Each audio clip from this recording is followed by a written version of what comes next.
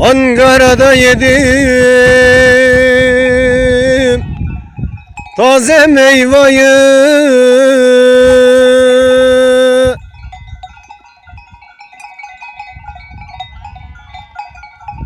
boşa çiğnemişim yalan dünyayı.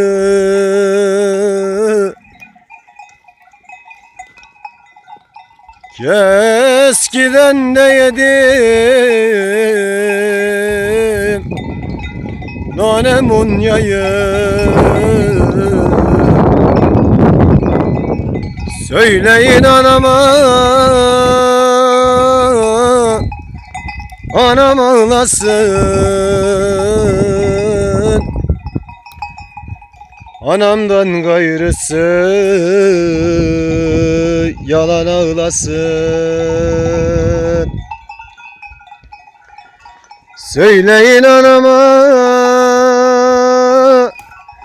anam ağlasın,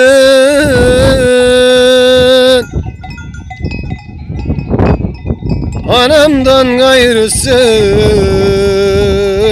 yalan ağlasın.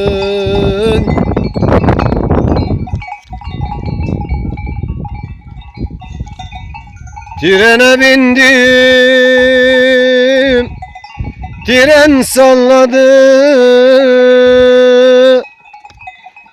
zalim doktor ciğerimi elledi.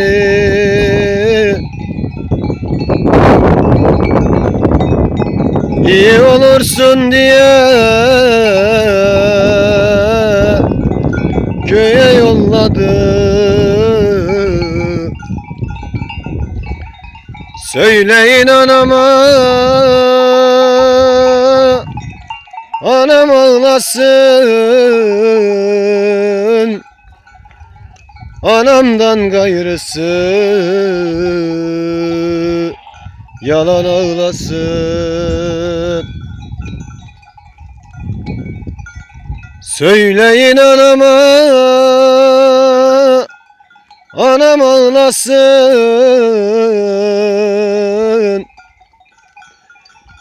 babamın oğlu var, beni neylesin.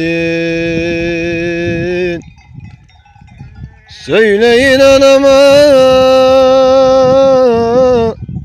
anam ağlasın, babamın oğlu var, beni neylesin.